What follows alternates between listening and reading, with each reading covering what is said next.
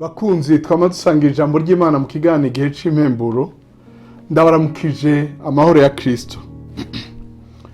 Ijambo dusanga mu gitabo ca Yesaya igice c'indwi umurongo wa mbere gushika ku murongo w'icenda. Igitabo c'uvugishwa n'Imana Yesaya igice c'indwi umurongo wa mbere gushika ku murongo w'icenda. Umutwe w'amajambo aravuga ngo Ahazi atewe n'abami n'abandi bami Yesaya aja kumuremesha. Ku ngoma ya Ahazi mwene Yotamu wa Uziya umwami w'Ubuyuda, Rezini umwami w'Isiriya na Peka mwene Remariya umwami w'Abisirayeli baduga baduga Yerusalemu kuhatera, maze harabananira. Baburira umuryango wa Dawidi batawe Siriya bifatanyije n'Abefurayimu. Maze umutima wa Ahazi urahungabana, bo n'imitima y'abantu biwe, nk'uko ibiti vyo mu kibira bihungabanwa n'umuyaga. Maze Uhoraho abarira Yesaya ati, sohoka none uje gusanganira Ahazi, wewe na Sheyariyashubu umwana wawe. Sheyariyashubu ni izina ryiza risobanurwa ngo amasigarira azogaruka, niko umwana wa Yesaya yitwa. Murahurira aho mugende wo ku kidengeri co haruguru garukira ku nzira yo ku kibuga c'umumesuzi, maze umubarire uti, witonde ureme woye gutinya, kandi nturandurwe umutima n'ivyo bishirira bibiri bifumba. Bona uburake bw'inkazi bwa Rezini n'Abasiriya n'ubwa mwene Remariya. Abasiriya n'Abefurayimu na mwene Remariya ko baguhigiye imihigo, bakavuga ati, nimuze tuduge dutere i Buyuda, tubakure imitima, tuhace icuho, twiyimikire umwami hagati muri co.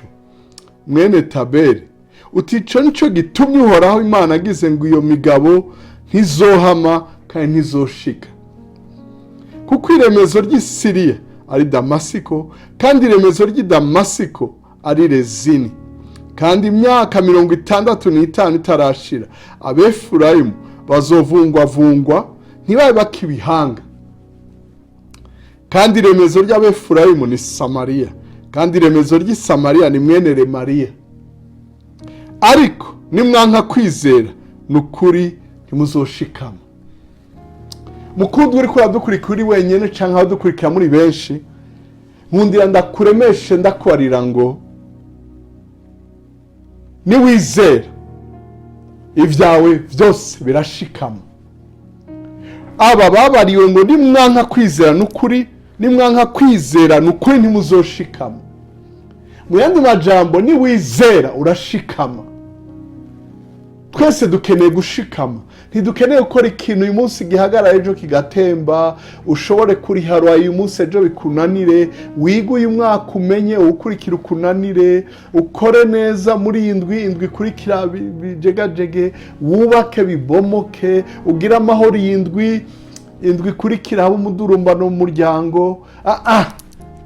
Ibintu vya pandashuka vyo kuzungagirika up and down. Imana ashaka ko mushikama. Imana ashaka ko dushikama. Urufunguzo nukwizera. Imana ishimwe cyane. Ibi n'ibihugu vyahagurukiye kugwanya Ubuyuda. Ubuyuda na Isirayeli cari igihugu kimwe, ariko kwera ivyaha Salomo yaguyemo, Imana ntiyamuhana mugabo avuyeho abakurikiye igihugu caciye gicikamo kabiri, haba ubwami bwa Isirayeli n'ubwami bw'Ubuyuda. Bahaguruka rero kugwanya Abayuda. Abayuda Imana yabita umuryango wa Dawidi. Yari yaragiranye isezerano na Dawidi ko atazomuhemukira. Abahaguruka kugwanya uyu muryango wa Dawidi, Abayuda birabananira. Mugabo umwami Ahazi yumvise ko hajemo bene wabo w'Abefurayimu, aratinya ati, abandi novyihangana ariko uwiwacu aca arihebura. Aratinya. Imana imutuma ko ngegenda umuremeshe, umubarire yitonde, areme yoye gutinya, kandi ntaranduga umutima n'ivyo bishirira bibiri. Umutima wari wamaze kuranduka ngo bahungabana nk'ibiti. Umwami n'ingabo ziwe n'igihugu bose bari mu bwoba.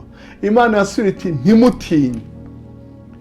Uravuga uti ibintu biragoye, reka ndakwarire.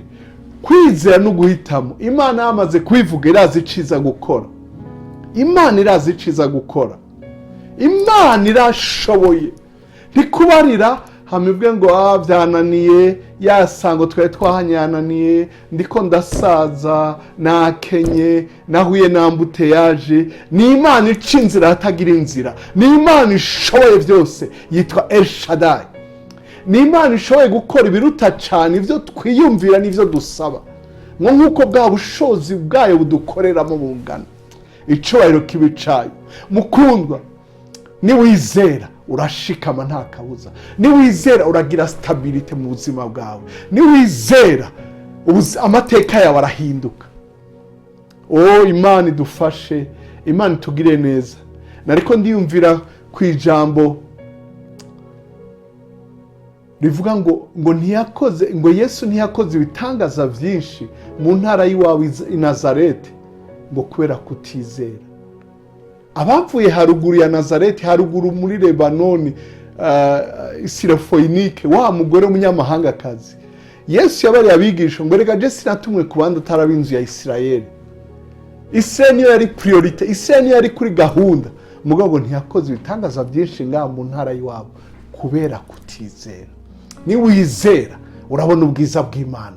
Niwizera amateka yawe arahinduka mwene data. Niwizera urashikama. Ibihe birashobora guhinduka, ibihe birashobora kugerageza kunyiganyiza, ariko urashikama. Uhoraho aravuze ngo urashikama, niwavyemera urashikama. Mukundwa, wemere nk'umwana mutonyi, wemere icyo Imana ivuze. Kwemera ni ubundi buryo bwo kubaha Imana. Kutizera ngo ntibishoboka ko uhimbara Imana. Byose bishobokera uwizeye, kandi ku Mana byose birashoboka. Imana iguhezagire. Aba usomye ku mirongo ikurikira baratinye ngo yanse kugora Imana, yanse kwizera. Imana imwarira ibyago bizomubako, mbere imubarira n'ibitangaza izokora. Ngo n'ababansi nzobanesha, ariko namwe muzogira ingorane. Ewe mukundwa, ndakwifurije kwizera ugashikama. Ugira umunsi mwiza wowe n'abawe, mu byawe, aho uri hose uragahezagirwa. Amen kandi amen.